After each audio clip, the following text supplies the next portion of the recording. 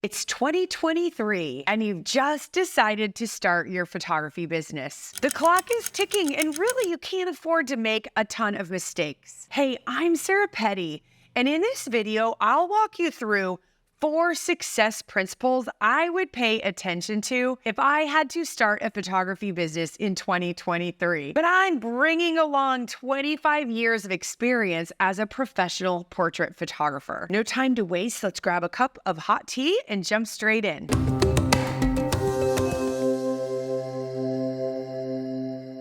Number 1, be willing to suck for long enough so you can become remarkable. So many people give up so easily. And if I were starting my photography business all over again, the first thing I would focus on is my mindset. And yes, I know that word is so overused these days, but what's the one thing that stops most photography business owners from getting started? It's what's going on up here. It's not being comfortable or willing enough to be bad long enough so that you can get good. Truly, because it's truth time. In the beginning, when you're starting a business, you're really gonna stink. And that's perfectly fine. Seriously, who gets the first perfect image when they have their first session or their first newborn session? It's hard. And it's funny, being in business 25 years, when clients call me and I'm doing their daughter's high school senior portraits and they want me to come out to their home and I'm thinking, oh, I photographed this baby, 17, 18 years ago. I'm a little embarrassed at what I see in their home. But if I would have waited until I was perfect, I would have never started. I still wouldn't be in business. So the thing that got me to where I am now was willing to start even though I wasn't that good, because I knew I could get there. Other people had gotten there. I knew it would take patience, which I don't have much of, but enough. I knew I would build my skill of learning how to use my camera and figuring out my style and learning lighting and having lots of trial and error. But along the way, I would happen upon a beautiful image and an award-winning image and one that makes the mom cry. And I'm also elevating my business running skills at the same time, all along while I'm failing. It's like failing, learning. That can be tricky if you're only willing to get the perfect image, because it doesn't always happen. Look, in business, you're going to face competition. You're going to face demands of future clients and even the challenge of figuring out the back end and finding out your own niche. But let's just cut to the chase. You need to be ready for some tough love before the big rewards come in. And that's why you have a mentor. If photography sets your soul on fire, then the only way it won't work out is if you throw in the towel and if you refuse to learn the business side of things. I know you're yearning for more and likely fear is holding you back, but believe me, you're closer to your dreams than you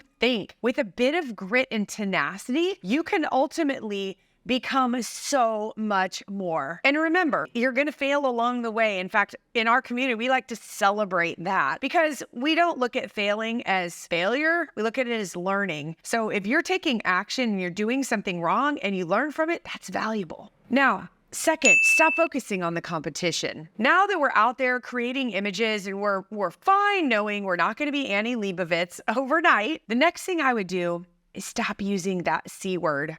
You know which one. You heard me. Competition. We all use it, and I literally don't even like to use it. And here's why. In all my years of working at Coca-Cola and being a marketing director at an advertising agency, I saw that businesses succeed or fail based on what they do, not what their competitors do. And truly, if you have an abundance mindset, I want everybody to have a photographer. Some people can't afford me and don't like photography, don't care about it. They can use their cell phone. I don't have to please everybody to run a profitable business. Have you ever noticed other photographers in your local area rocking it? That's amazing, because that means it's possible for them, and that also means it's possible for you. So I'm cheering for other photographers in my market or in another market because they figured out their path and what they're doing works for them. Side note, sometimes what you think is successful is them posting a lot, but they're really not making any money. So I will put a little asterisk there. Here's the thing though, their success doesn't take anything away from yours. It's like trying to compare a horizontal photograph to a portrait one. Both can be stunning in their own ways. Personally, I've never felt like I'm out there in a battlefield duking it out with all these other photographers, because my why of why I'm a photographer and the experience I want to deliver and my products and everything about what I do is just not the same as what they do. So instead of trying to imitate them,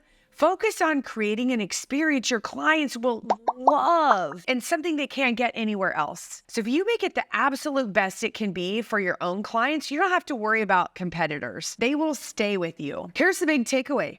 Don't get caught up in what others are doing, especially when you consider, again, that many of them might not be making a profit at all. So instead of tracking their prices and trying to give a lower price or more digital files, take notes from someone who's got the business part of this art sorted out. And let's carve your own path in the wild world of photography. The third thing I would do if I were starting my business in 2023 or even later, I would learn the numbers sooner. I love the numbers. Look, I love being behind the camera as much as anybody, getting that perfect image that gives me goosebumps right when I click that shutter, and I know my client is going to love it. But do you know what loves you back? The numbers. It's not magic, it's math. And I know, it's not as glamorous as catching that golden hour glow. But here's the thing, I was just as cluelessly eager as you might be now, looking for the numbers everywhere. It felt like hunting for a lost lens cap out in a field. Have you ever left a lens cap out in a field, set it down, creating images? I live in a cornfield, basically in central Illinois, and I've done that with a lens too. Not easy to find. But the numbers, they're like the secret ingredient to your favorite recipe. They're the answers to any question you have about your business. They tell you when you can afford to hire help, when can you get a studio, when can you expand, what should you charge? So maybe you're wanting to figure out your pricing or if it's time to increase your prices. You know who has the answer? You've guessed it. Your numbers have got your back, but you've got to understand them first. And if you're sitting here befuddled about your costs and where they fit in, tell yourself it's high time, self, to embrace the world of not digitals, but digits. Digits. It's like learning the settings on your camera. You can't be a professional photographer and just put everything on program mode. You've got to understand when you change aperture, what happens to everything else, and how do I get shallow depth of field, and how do I do all of the things. It's a tool, and your numbers are a really big tool. And listen, we've got it figured out. You don't have to be scared of it. It's not a mystery. Once you understand the numbers, it's like having the answers to the calculus test, and you should go into life being confident because you have the answers. And listen, your future self will thank you. And number 4, outsourcing. Look, if I can have the confidence to go out there, book sessions without fear of competition, and I'm treating my business like a business by knowing the numbers, what would I do next? If you're profitable, you're going to likely want to start outsourcing everything